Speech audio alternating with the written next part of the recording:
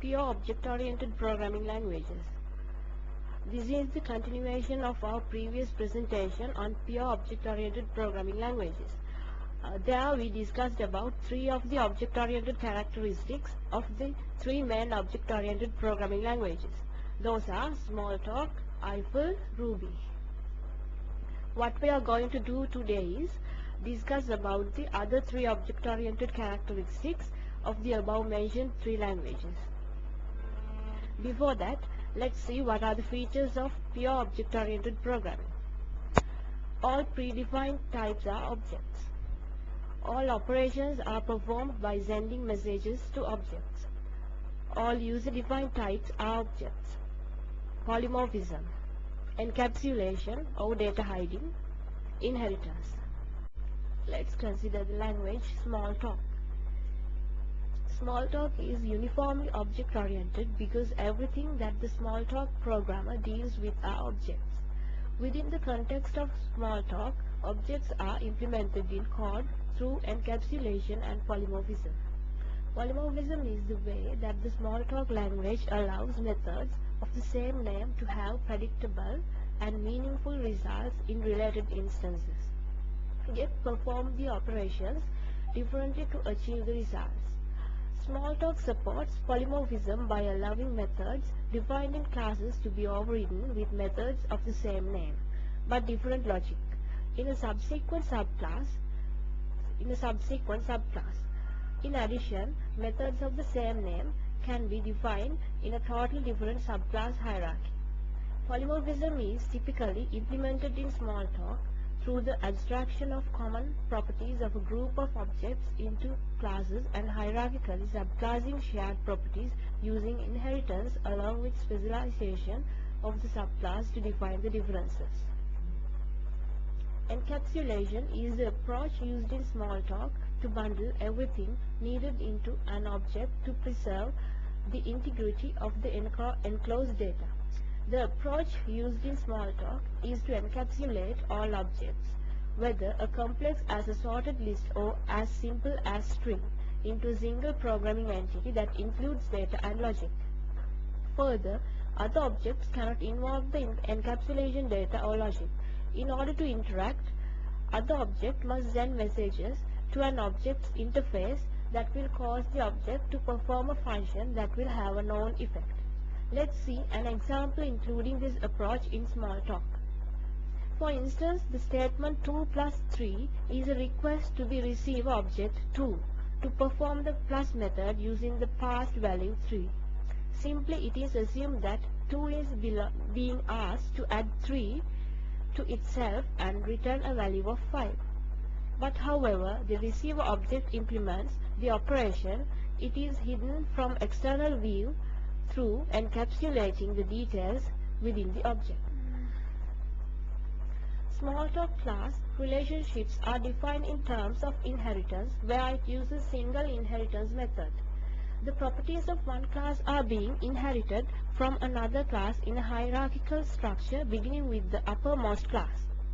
In inheritance, the inheriting class is called the subclass and the class being inherited from is called the superclass. A subclass inherits all of its superclass variables and methods. Subclasses are specialization of their superclasses. A subclass may add variables, but it cannot delete those inherited from the superclass. A subclass may accept an inherited method, or it may override the method by providing a new method with the same name. Abstract classes are the classes from which other classes are inherited only. Instances can be implemented only non-abstract class. Object instances are instances of a class, and Smalltalk does not provide for delegation where the defined object instances being created from other object instances and is not a class. Objects can be defined as relationships, attributes, literals, and containments. The most common relationships in Smalltalk are the interclass relationships defined by the inheritance class hierarchy. In addition, an object is related to another object when it has a pointer to that object. Most implementations of Smalltalk include support for dependency using these instance relationships. This serves the need to link objects together and coordinate the behavior between them. Attributes are known as class and instance variables in Smalltalk. A Smalltalk object's instantiate variables are stored in its private memory and called instance data. Instance variables can be named where accessible by name from the methods within the object's instance or index, where accessed by pointer reference. Smalltalk doesn't support public attributes. There are 5 types of literals in Smalltalk. Those literal types are numbers, character constants, strings, symbol constants, arrays. Smalltalk furnishes a number of different types of collection classes that support containment groupings of objects in various ways that provide specific behavior for the given type of collection. The following collections are standard in most Smalltalk implementations: set, dictionary and identity dictionary, array, string, symbol, ordered collection, sorted collection, interval. Smalltalk. Smalltalk language is very simple and consistent. Smalltalk is based entirely on sending messages to objects. Every statement has one of 3 forms. Here are some examples of these 3 forms.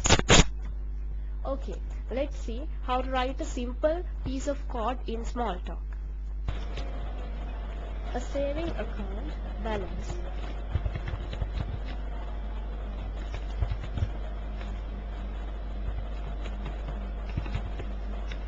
A saving account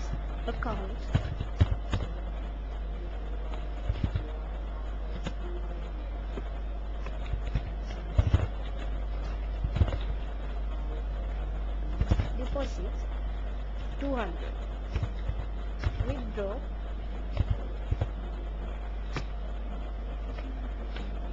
100, balance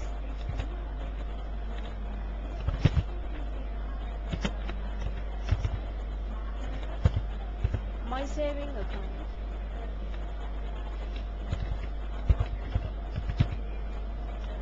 equals saving account new. Semicolons separate a series of messages to the same object. Statements are terminated with periods. The object returned from sending the message is assigned to a variable so it can be used later. In the last statement, the object receiving the message is a class. The messages new and balance are unary. That is, they have no arguments. Deposit and withdraw are keyword messages, taking the numbers 200 and 100 as their arguments. Keyword messages can have any number of arguments. Smalltalk has another type of message, that is the binary messages. Binary messages are named with special characters, are in fixed operators, and take a single argument. Their purpose is mainly to provide syntactic compatibility with other languages for common operations such as plus, multiplication, less than, and so forth. Here in this example, object 1 is sent the message plus with the argument 5. Even though this looks similar to the use of the plus operator in other languages, in Smalltalk there is an asymmetry. The left-hand operand is the receiver of the message plus, and the right-hand operand is an argument to the message. Here in this example, both x equals 1 plus 5 and x equals 5 plus 1 produce exactly the same result. But the problem is message often have side effects on the receiver, in which case an apparently symmetrical expression may have a different result, depending on which object is the receiver.